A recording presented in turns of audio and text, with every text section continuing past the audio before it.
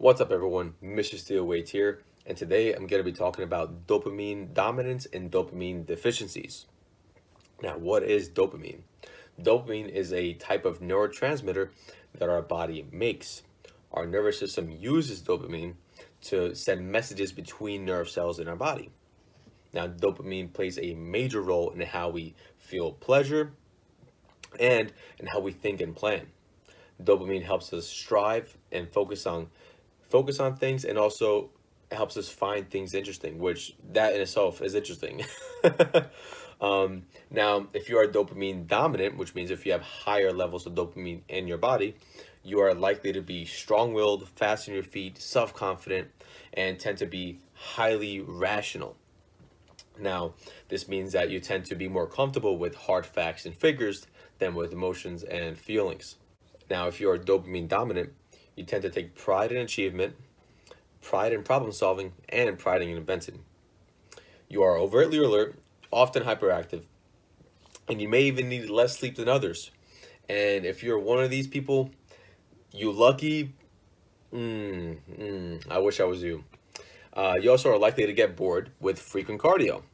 Honestly, I don't know who doesn't get bored from frequent cardio, doing the same thing over and over again. Lunatics. Anyways, so those are some qualities that describe someone who is dopamine dominant.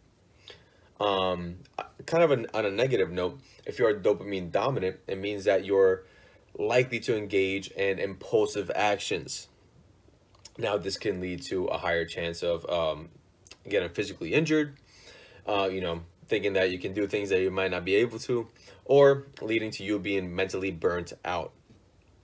Now I'm going to move into dopamine deficiencies. What happens when your dopamine levels are low? Low levels of dopamine can lead to anxiety, depression, sluggishness, or memory loss. Now, what are some things that you can take, supplement-wise or food-wise, that can help boost your dopamine levels? I'm going to start off with supplements. Some supplements that you can take include rhodiola, ginkgo, amino acids, and vitamin B complexes. Now, I was just learning about this. Rhodiola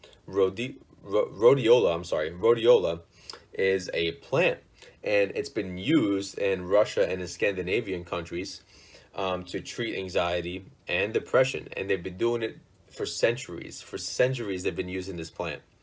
Another cool plant is the ginkgo plant, and its main focuses are brain function and blood circulation. Now, moving on to some foods that can help boost your dopamine levels.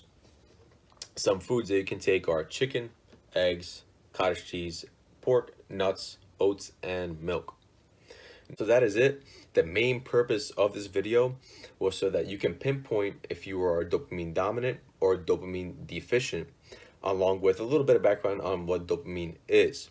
Because if you can figure out if you're dopamine deficient or dominant, you can figure out the proper supplements to take and the proper foods that you can cater your diet to.